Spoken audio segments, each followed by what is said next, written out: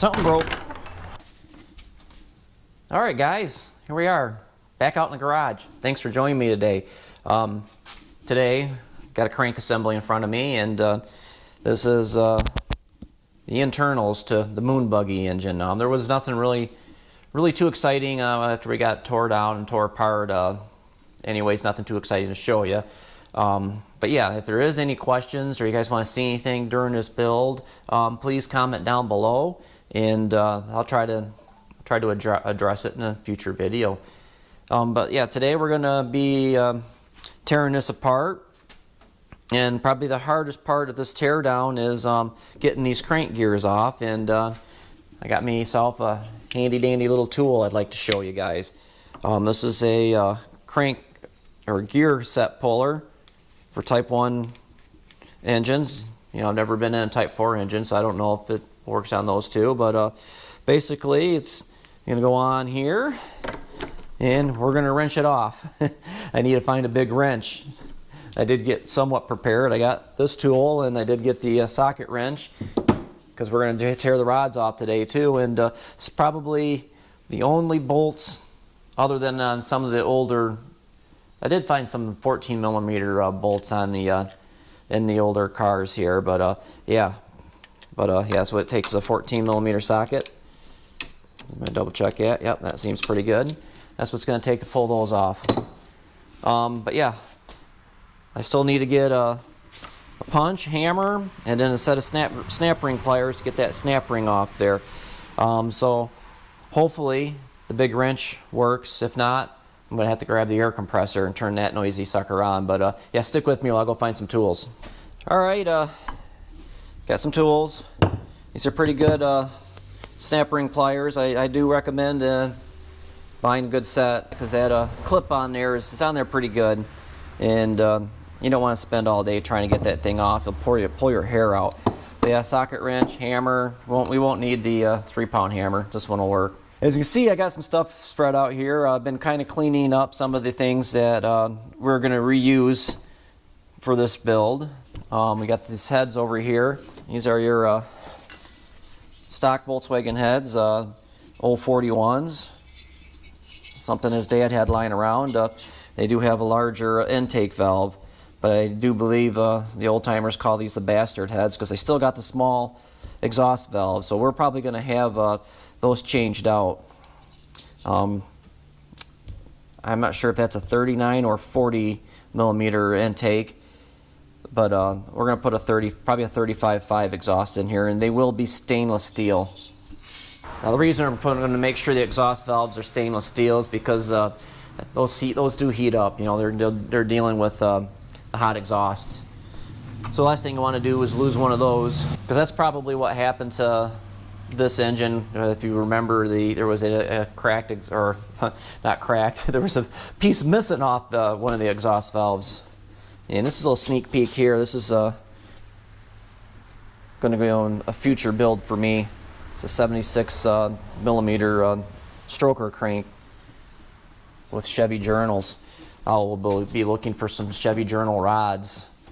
Just saying, if anybody has any, let me know. But let's get going on with this build here. We're going to mainly focus on, this video is mainly the gear assembly here. I think I really need to go through the rods.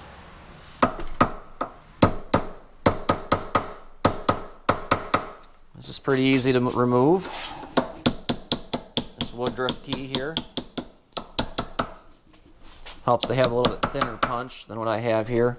But sorry about that. I thought I grabbed my thinner punch. But yep, I'm going to save that. We're going to need that for later. And then always take note of which way your splash guard is on there. Don't want to stick it on there backwards, because then you'll be doing this all over again. And something we're not going to reuse, the old bearing. Like I said, sometimes these clips are a bugger to get off, so it's always kind of good to have a couple extra screwdrivers. Sometimes they pop right off, sometimes they don't. Like I said, sometimes these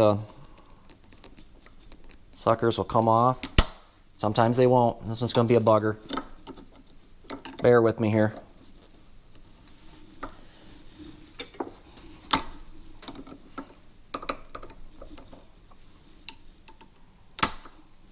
Main thing is be careful with this brass gear. It is soft.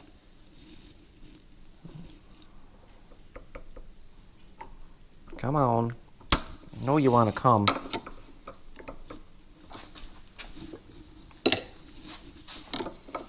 And the other thing is when you're working these pliers, make sure you don't have your fingers in there, because when that thing snaps off, it hurts. Ask me how I know. One little piece of information that was kind of nice when we did get inside the crankcase. It is actually a stock crankcase. It's never been line bored before, so it's a virgin case. That's kind of nice. Don't come across that too many times these days.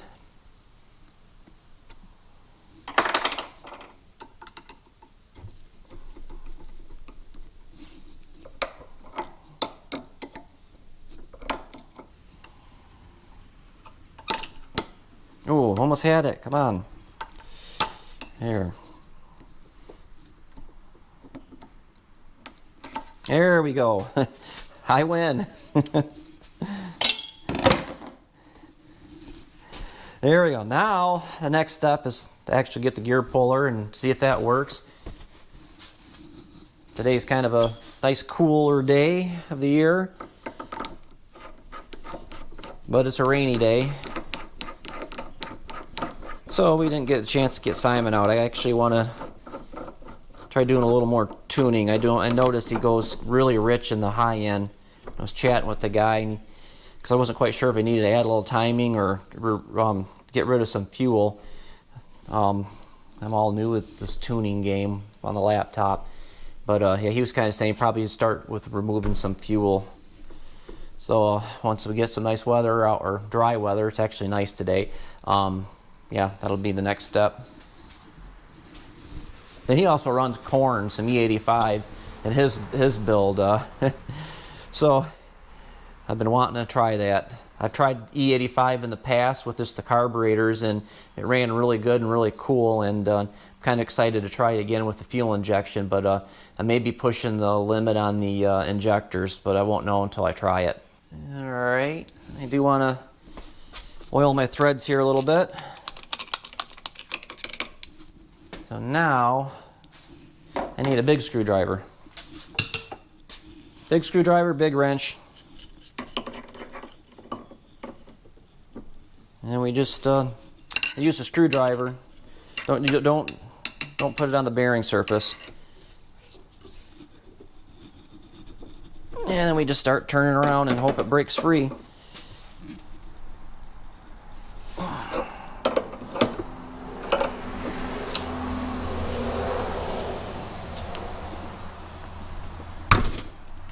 Something broke.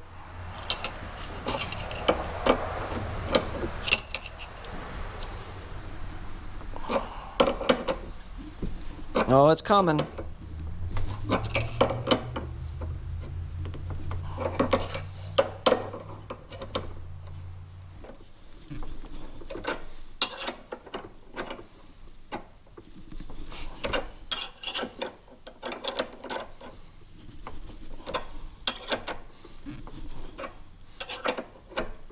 Now the impact is kind of nice. Like I said, the air compressor is just loud.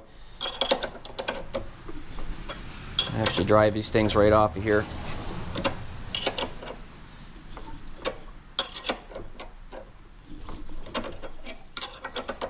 But I missed my workout this week, so got to get some muscles.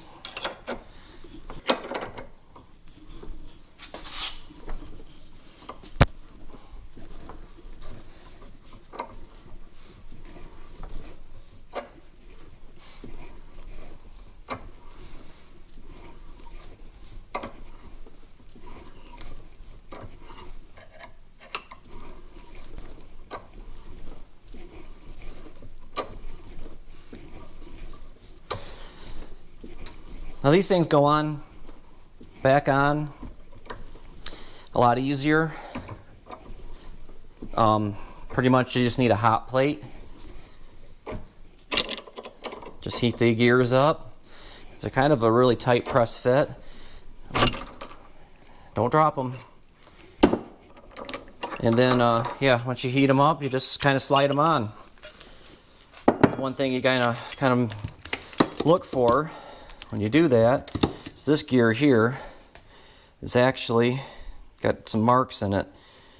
Your timing marks right there. You got these. I don't know if you can see that right there. You got these two little dots, and then on your cam, you'll have a single dot. And you just make sure that that single dot's in between the double dots, and that's pretty much sets your timing for the cam to crank assembly. Clocks them. Sometimes people miss that.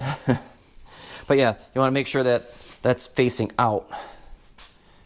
And you can probably remember that by this, I don't know if that's an oil ring or what this little concave is in for, but probably remember that. That goes up against the crank. And you got a spacer. Put those in a clean pile. To be clean pile. Got the spacer, and then the this is distributor drive gear. Like I said, it's brass. Gotta be careful. It's soft. But this doesn't really matter which way it goes on. It's just helicoiled, and I guess it's going to spin the little. Well, it spins this thing here. Once this goes around, it just spins that. It's kind of neat. I think I need to clean that some more. Still got some garbage on it. All right, and there's one more bearing here. Main bearing. So really don't look all that bad. All right, next is to remove the connecting rods. Connecting rods, you probably, some of you V8 guys probably have noticed already that it's a little different than the V8 cars, because we've got basically one rod per journal, where I think some of the V8s, I've never really built a V8, but I think they all kind of share a journal. I'm not sure if every single rod does, but there are a couple that share some journals. But the main thing on this, yeah, I guess I can turn this. Well, the other thing you may notice, I think some of the Ford Mustangs now come with what they call a flat plane crank. I think that's exactly what this is, a flat plane crank. Volkswagen was ahead of their game. But the main thing to look for, see if you can see these in the GoPro, is each one of these rods has got a little indentation up on the top there.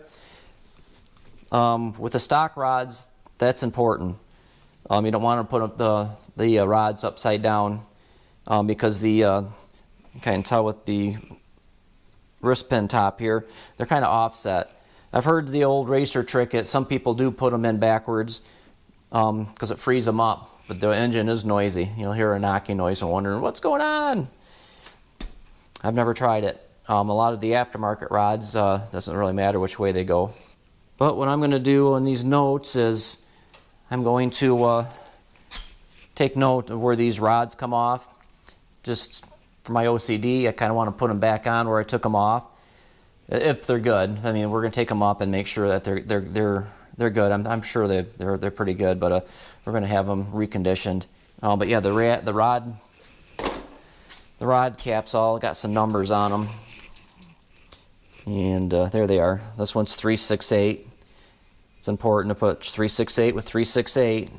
But what I'm going to do is make sure that, this is kind of weird because I always want to think number one's the first rod, but it's not. That's number 3. So I got to remember number 1, 2, 3, and 4. So I'm just going to make sure that they all wind up on the sheet so I can put them back. It's my peace of mind. So let's remove number 1 first.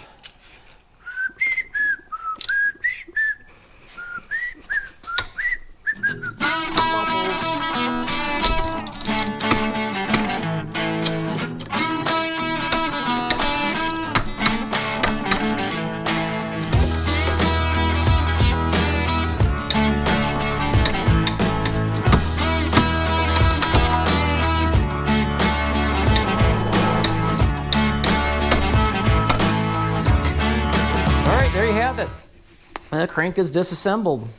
So next step is going to be to clean it all up and get it up to Jim's so we can have it polished, checked out. I haven't mic'd it or anything, but I'm assuming if the case was still stock, this is probably all still stock, but Jim will let us know. We do have the little bit of a dressing to do on the rear where it's a little rusty. And of course it needs a really good cleaning. You can see this, I don't know where this crud comes from. Maybe it's just old bad oil. Maybe not doing oil changes. Yeah, so there we have it. Crank is tore down. If there are any questions, please put them down in the comments down below. If it's, like I said, if there's something that you would like to see in the future here as I continue with this build, be sure to let me know. But yeah, otherwise, please share, please like. If you haven't already done so, please subscribe. But until next time, just make sure you keep shifting those gears. Don't miss them like I do. See ya.